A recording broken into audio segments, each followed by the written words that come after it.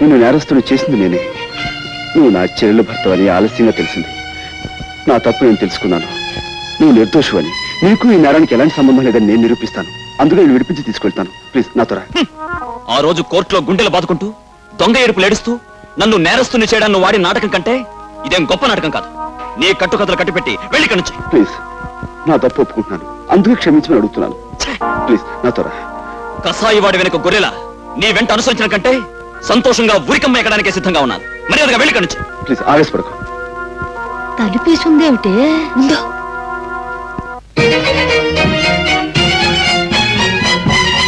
తనుకుంటున్నారా?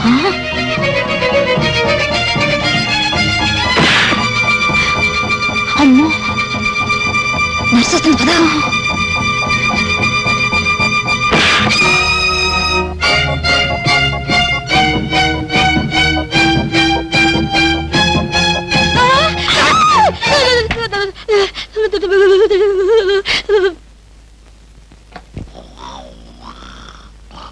ఏమండి ఏమండి, ఆ నేరస్తుడు గదిలో ఎవరెవరో ఉన్నారు. తలుపులు వేసొచ్చాను, తొందరగా రండి. ఆ నేరస్తుడు గదిలో ఎవరెవరో ఉన్నారు. తలుపులు వేసొచ్చాను, తొందరగా రండి. అయ్యో,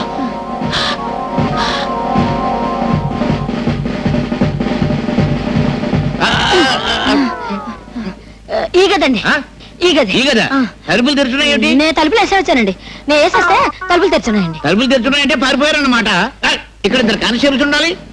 ఓహో, వాళ్ళు పారిపోతుంటే వీళ్ళు వెనకాల పడి ఉంటారు. రండి పట్టుకుందాం.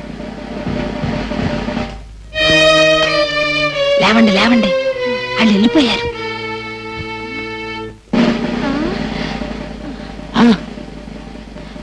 అమ్మయ్య, బతికే ఉన్నారండి. కుట్టేసి పారిపోయి ఉంటారు. నా కొంపటికి వచ్చేసింది బాబు. మీ కొంప మీదకి వచ్చిందా నా కొంప మీదకి వచ్చిందా? ఏమండోయ్, మీ కొంప మీదకి వచ్చిందా నా కొంప మీదకి వచ్చిందా? నా శాది మీదకి వచ్చింది, నా శాది మీదకి వచ్చింది, నా శాది మీదకి వచ్చింది బాబు.